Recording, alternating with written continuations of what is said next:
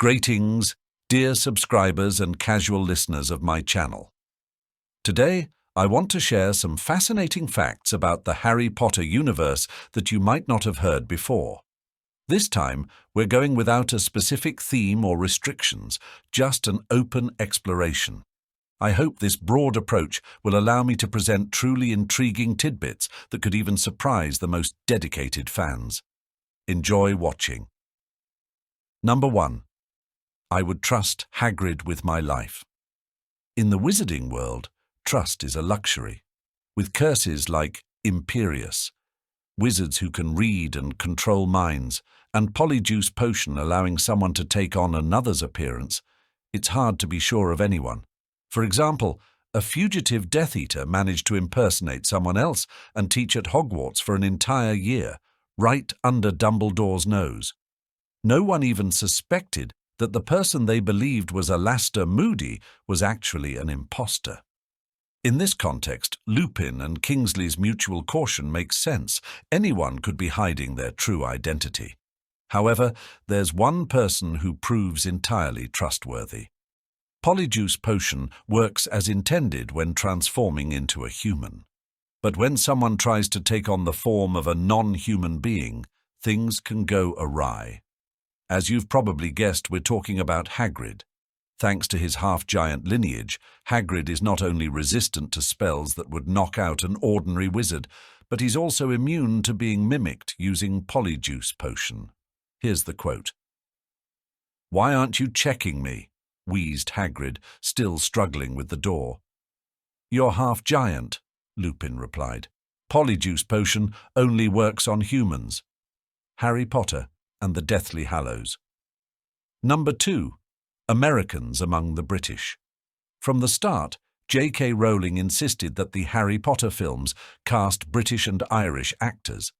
This meant many talented American actors, like Robin Williams, who wanted to play Hagrid, were left out. Still, Rowling had to accept a few exceptions. Despite the primarily British cast of The Philosopher's Stone, a couple of Americans snuck in. First, Vern Troyer played Griphook. However, his face was heavily disguised with goblin makeup, and his voice was dubbed by Warwick Davis, known for playing both Professor Flitwick and Griphook in the Deathly Hallows films. The second was Eleanor Columbus, who played Susan Bones. As you might guess from her surname, she's the daughter of director Chris Columbus, who managed to get her a small role. Eleanor Columbus appeared in the first 2 Harry Potter films, which her father directed. Number 3. A bad example. Interestingly, Harry follows in the footsteps of his greatest enemy, Voldemort, in several ways. Both grew up without parents, loved Hogwarts, and considered it their true home. Additionally, their wands shared a phoenix feather from the same bird. In terms of actions, Harry mirrors Tom Riddle by forming his own group at school. While the future Dark Lord created the Death Eaters, Harry formed Dumbledore's army. Each member of Dumbledore's army received a charmed galleon. Whenever Harry summoned them, setting the date and time for a meeting, their coins would heat up, remarkably similar to how the Dark Mark worked. In fact, Hermione admits she got the idea from the Death Eaters. Here's the dialogue. "Do you know what this reminds me of?" "No, what?" "The Death Eater's scars. Voldemort touches one, and they all burn. It's a signal he's summoning them." "Well, yes," Hermione said quietly. "That's what gave me the idea. But notice, I chose to inscribe the date on metal coins, not on their skin. Harry Potter and the Order of the Phoenix." Harry, Ron and Hermione even robbed Gringotts, a move similar to what Quirrell attempted under Voldemort's orders in the Philosopher's Stone. Number 4. A Clueless Student. In The Order of the Phoenix, we're introduced to Thestrals, ghostly horse-like creatures that pull the carriages to Hogwarts. Most students assume the carriages move on their own, as Thestrals are only visible to those who have witnessed death. At the end of the Order of the Phoenix film, you can spot a small detail. One of the Patil twins tries to walk directly in front of a carriage, but bumps into something invisible. a thestral. Make sure to watch for this subtle moment. Number 5. Levicorpus. In the books, Harry, and we, the readers, first encounter this spell in the notes of the Half-Blood Prince. It's likely that Severus Snape invented it himself, meaning very few people were familiar with it, such as James Potter and the Death Eaters. However, this doesn't stop Luna Lovegood from using Levicorpus as early as Order of the Phoenix. Additionally, in the video game adaptation of the 5th film, the spell is already part of Harry's arsenal, even though, according to the source material, he only learns about it a year later. Number 6. A tainted symbol. The symbol of the Deathly Hallows is now one of the most recognizable icons of Harry Potter and a favorite among fans. However, in Rowling's world, it is primarily known as the symbol of the dark wizard Grindelwald. Here's a quote. "Grindelwald destroyed many, including my grandfather. Of course, in your country, he was never very powerful. People said Grindelwald was afraid of Dumbledore, and rightly so, considering what happened to him. But that symbol—" Crumb jabbed his finger at Xenophilius. "I recognized it at once. Grindelwald carved it into the walls of our school, Durmstrang, when he was a student there." Harry Potter and the Deathly Hallows. At Bill and Fleur's wedding, Victor Crumb noticed the disgusting symbol on Xenophilius Lovegood's chest and was almost ready to challenge him to a duel. If he weren't Fleur's guest, I would have challenged him to a duel for wearing that vile symbol. Victor Crumb. Although Luna's father didn't share Grindelwald's ideology, his ornament simply signified his belief in the existence of the Deathly Hallows. Surely there's no harm in that. Still, in Rowling's world, just like in reality, a dark wizard from Europe adopted an ancient symbol and turned it into the hallmark of his ideology, leaving it tainted in the eyes of many. Number 7. A nod to the Deathly Hallows. One of the few who believed in the Hallows, and even managed to hold all three, was Albus Dumbledore. However, we only learn about this in the final book, or films. Interestingly, in The Goblet of Fire, you can spot a figurine in Dumbledore's office that strongly resembles the symbol of the Deathly Hallows. This might just be a coincidence, but it's tempting to believe that this detail was intentionally added to the film. Number 8. The Return of Wood. Oliver Wood, Gryffindor's Quidditch captain, disappears from the screen after Chamber of Secrets. That's why it was such a pleasant surprise to see his familiar face among the defenders of Hogwarts in Deathly Hallows. Part 2.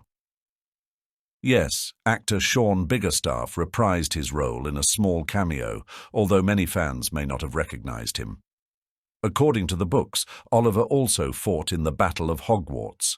Number 9. Fathers and Sons.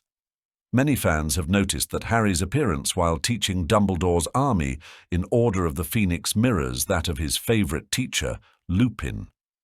However, in Deathly Hallows, Part 2, Harry and Neville's clothing seems to echo that of their fathers, as seen in the group photo of the original Order of the Phoenix. Whether intentional or not, this is a touching visual callback to their parents, who also fought side by side against Voldemort. Number 10. The Invisible Hat in the film. The sorting hat is the heart of the Hogwarts sorting ceremony. It reads minds, reveals secrets, and predicts destinies. Its magic isn't just felt in the books, but comes to life on screen as well. In Harry Potter and the Philosopher's Stone, the hat's magic was brought to life with technology, and in one scene it even briefly disappears. When Harry first sits on the stool, he hears the hat's voice. Difficult. Very difficult. The hat deliberates for a while. You could be great, talent and courage, but perhaps Slytherin? Harry desperately whispers, "Not Slytherin." The hat concedes, "Gryffindor." The hall erupts in applause. In the book, this feels like pure magic. In the film, the process was more complex. The hat was created in 3D and superimposed onto the footage, with its expressions animated by a team of specialists. For a brief moment, however, its edges became transparent due to technical glitches, creating an unintended but magical effect, as if the hat itself were phasing in and out of reality. The sorting hat isn't just a prop. It was crafted by Godric Gryffindor himself. As Hermione says, it sees everything hidden in your heart. The hat doesn't just choose houses, it shapes fates. Harry made his choice, and it was his first triumph. Number 11. Why Albus Severus Potter? The name Albus Severus Potter immediately raises questions. Why did Harry choose this name? He explains to his son in the epilogue, "You were named after 2 headmasters of Hogwarts. One of them was a Slytherin, and probably the bravest man I ever knew." These words reveal a lot. Albus Dumbledore was Harry's guiding light, a mentor, protector, and friend. "There is a time to go and a time to stay," Dumbledore once said. He believed in Harry even when Harry doubted himself. Severus Snape, on the other hand, was a mystery until the very end. "I have always loved her," Snape confessed. His love for Lily Potter defined his life, transforming him from a Death Eater into a secret hero. Harry only realized this too late. These names symbolize balance. Albus represents light and forgiveness, while Severus embodies darkness and redemption. As Dumbledore once said, "You made a mistake, but you are not bound by it." It's a lesson in overcoming one's inner darkness. Harry wanted his son to understand that what matters most is who you become. "It is our choices, Harry, that show who we truly are," Dumbledore once told him. The name reflects Harry's personal journey of balancing light and darkness. Snape deserved respect. Yes, he was harsh, but his sacrifice was immense. "You kept him alive so he could die at the right moment," Harry once yelled, but later he learned the truth. Snape had been protecting him all along for Lily's sake. Number 12. The Living Windows of Hogwarts. The windows of Hogwarts are alive with magic. Their stained glass doesn't just decorate the castle, it tells stories.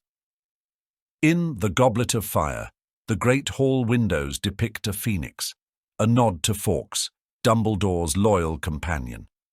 Even the smallest details remind us that Hogwarts is always there. In Order of the Phoenix, one window shows a griffin, the symbol of Gryffindor. It feels like silent support from the castle itself. As Dumbledore once said, Hogwarts will always be there to help those who deserve it. Even the windows seem to follow this rule. In The Philosopher's Stone, the stained glass behind McGonagall briefly changes colour before reverting to its usual pattern. It's almost imperceptible, but serves as a reminder. Nothing in Hogwarts is ordinary. As Ron once said, "The castle always feels magic." In Deathly Hallows, the windows tell their own story.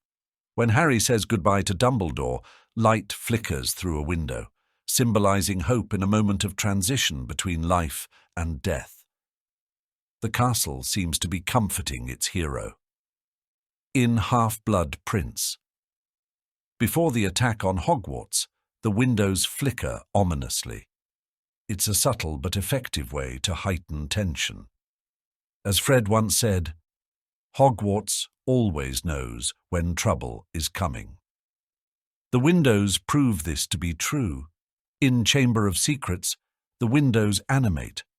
Their designs shift when the castle is under threat, as if they're trying to protect the students. "We're safe here," Harry reassures his friends. The castle seems to agree.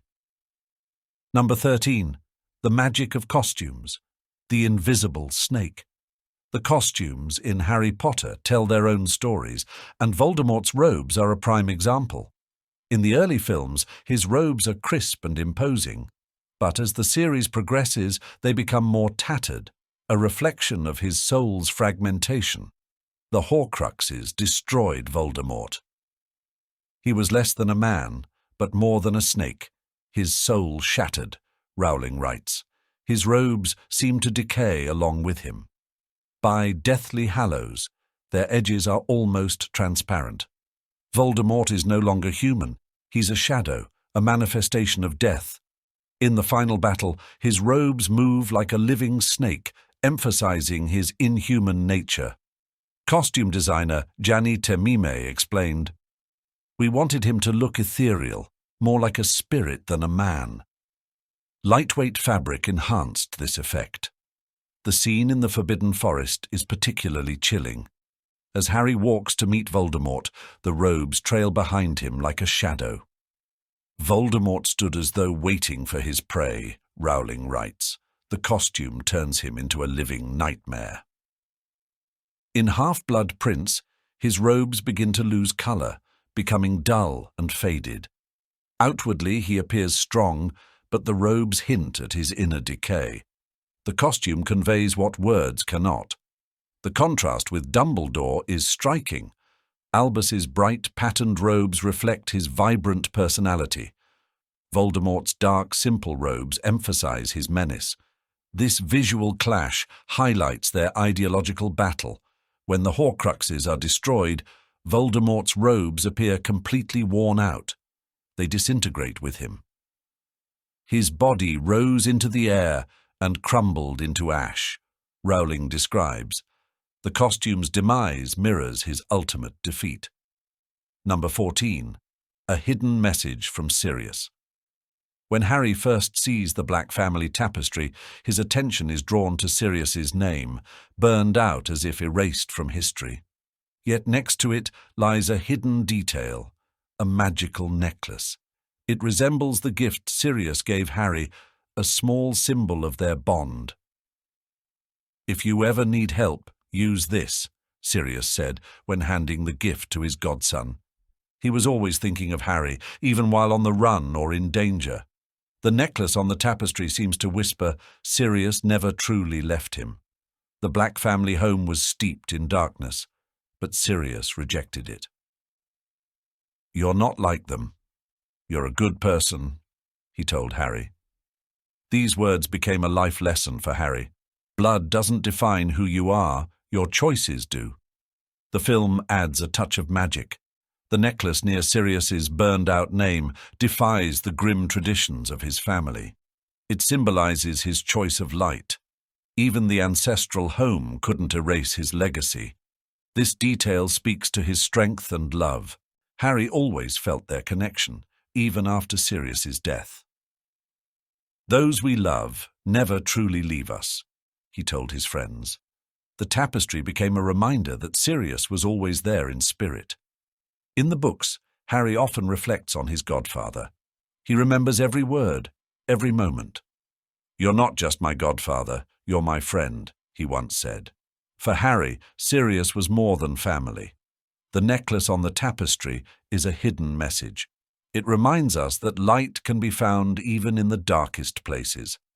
Sirius left his mark, and the house that rejected him couldn't erase his memory. Number 15. The cameo of a fake Dumbledore. Even in a magical world, practical tricks happen. In The Goblet of Fire, Michael Gambon doesn't always play Dumbledore. In one scene, where he discusses the Triwizard Tournament with McGonagall, a stand-in takes his place due to Gambon's busy schedule. Only keen-eyed viewers would notice this small secret. The stand-in does his best, but moves differently. His posture is straighter and his gestures sharper. At one point, his hands move faster than you'd expect from the calm, wise Dumbledore. "Wisdom isn't always in words, but in actions," the character says, adding a layer of irony to the scene. Gambon's Dumbledore balances warmth and sternness. His gaze, subtle pauses, and cadence bring the character to life.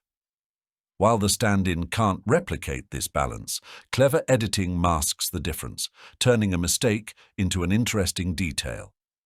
Interestingly, film Dumbledore often appears harsher than his book counterpart. "Did you put your name in the goblet of fire?" he shouts, a line fans know is spoken calmly in the book. Dumbledore's wisdom in the books shines through quiet confidence, not yelling, marking a key difference in interpretation. Even Dumbledore, it seems, can be not himself. This holds a metaphorical meaning.